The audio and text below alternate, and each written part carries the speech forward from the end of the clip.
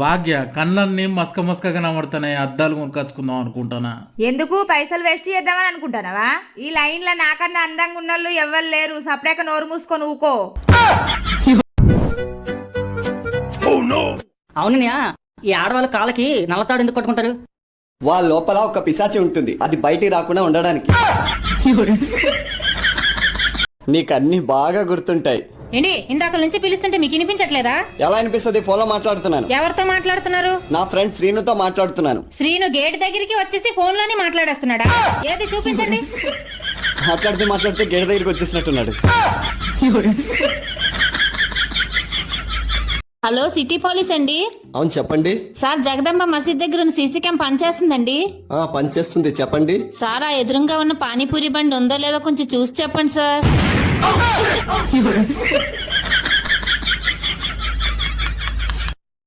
ఏంటి సైన్స్ చెప్తుంది నీళ్లను మరగబెడితే బ్యాక్టీరియా చనిపోతుందని, కానీ ఆ సైన్స్కే తెలియదు ఏంటో తెలుసా? చనిపోయిన బ్యాక్టీరియా ఆ నీళ్లలోనే ఉంటుందని.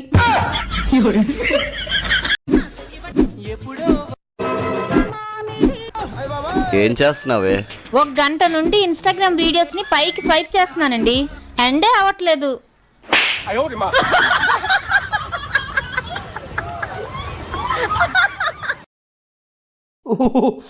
ఏందే రూమ్ ఇంత చల్లగా ఉన్నది? 1000 రూపాయలు డౌన్ పేమెంట్ ఇచ్చి ఏసి కొనుక్కొచ్చినా.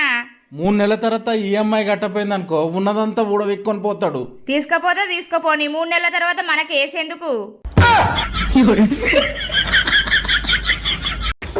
ఏవండి, నేను బయట నుండి వస్తుంటే దారిలో నాకు నెక్లెస్ దొరికిందండి. అవునా? సరే దాసుకో. ఎక్కడ దీన్ని తీసుకెళ్లి అమ్ముకొని డబ్బులు ఖర్చు పెట్టేస్తారని భయపడిపోయానండి. ఒకసారి అది పిచ్చిదే, దాన్ని నమ్మి ఉప్పు కూడా రాదే. పిచ్చిదే అయితే మీరే వేసుకోండి. పిచ్చిదంటే నిజంగా ఈ పిచ్చిదే అనుకోండి. ఇది ఒరిజినల్ అని తనకు తెలియదు. ఇప్పుడు నేను అబ్బుకులు పండగ చేసుకుంటా. హైదరాబాద్ లో ఏం చూపిస్తావు? మియాపూరు, మాదాపూరు, కొండాపూరు, అన్ని పూర్లేనా? రిచ్ లేదా? మనకు బొచ్చేది రిచ్ ఎందుకు? శ్రీను, మీ ఆవిడుందా? చెట్టంత మనిషిని నేను ఇక్కడ ఉన్నాగా, విషయం ఏంటో చెప్పు. చెట్టంతా పిచ్చి మొక్కలా ఇంతున్నావు. చీరలు కొనాలి, తోడు కోసం వస్తుందని. 24 గంటల నైటీలో ఉండే నీ చింపురి మొహానికి చీరలు అవసరమా? మా అమ్మ అప్పటికి చెప్తూనే ఉంది మిమ్మల్ని పెళ్లి చేసుకోవద్దని. నేనే 2 రోజులు అలిగి అన్నం తినకుండా కూర్చుంటా, అప్పుడు ఒప్పుకుంది. కానీ ఇప్పుడు మిమ్మల్ని నేను ఎందుకు పెళ్లి చేసుకున్నా అని బాధపడతాను. అనవసరంగా మీ అమ్మని నేను రోజు తిట్టుకుంటానే. నన్ను కాపాడడం కోసం చాలా ప్రయత్నాలు చేసింది అనమాట. నిజంగా మీ అమ్మ దేవతే.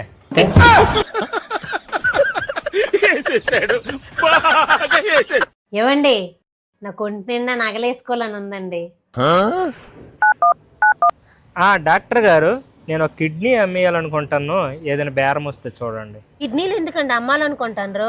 బయట బంగారం రేట్ ఎంత ఉందో తెలుసు కదా, నీకు నగలు కావాలంటే నా కిడ్నీలు అమ్మాల్సిందే.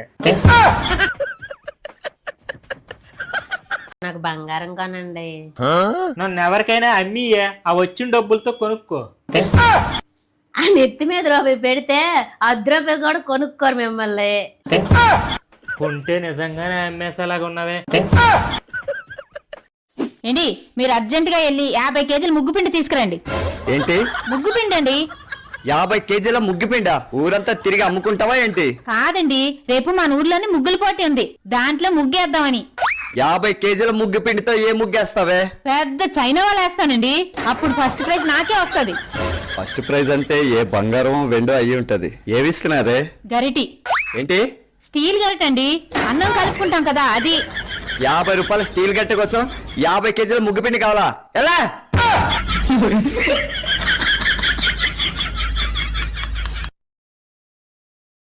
మా ఊళ్ళో 24 గంటలు మాట్లాడే రేడియోను ఫస్ట్ మా నాన్న తెచ్చిండట తెలుసా?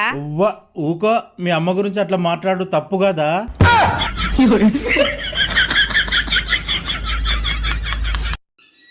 ఏమండి, తిరిగి వచ్చినట్టున్నారు, టీ తాగుతారా?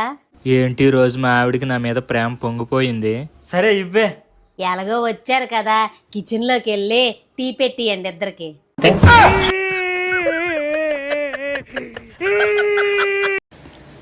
ఇంతకుముందు మనుషులు పడుకుంటే మనిషి బాడీకి రెస్ట్ దొరికేది.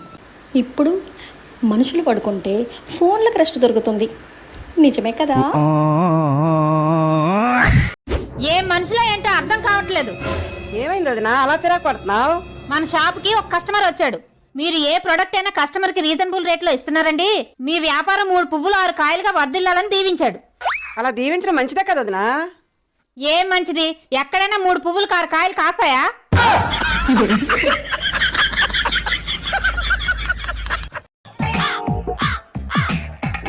ఎక్కడికి తెగ రెడీ అయిపోతున్నావు? అవసరం నీకు ప్రతిదానికి ఎందుకు లేవే ఆయుధాలు? మోసం మోసం మోసం, ఆన్లైన్ షాపింగ్ అంతా మోసమే మోసం. ఏమైంది ఇప్పుడు? ఏమైందా? ఇది ఆర్డర్ పెట్టా, డ్రెస్ వచ్చింది కానీ అమ్మాయి రాలేదా? వస్తే నీకు హెల్ప్ అవుతుంది అనుకున్నాను. ఎవరితో అయినా గొడవ పడొచ్చు కానీ ఎదురింటి వాళ్ళతో మాత్రం గొడవ పడకూడదు రవణ. అసలుకి ఇంతకీ ఏమైంది భాగ్య? నిన్న వాళ్ళ ఇంట్లో ఫంక్షన్ చేశారు. చికెన్లు వండారు, మటన్లు వండారు, అందరినీ పిలిచారు, నన్ను మాత్రమే పిలవలేదు. ఎద్దులో ఉన్న ఏడిస్తే దరిద్రంగా ఉంటుంది.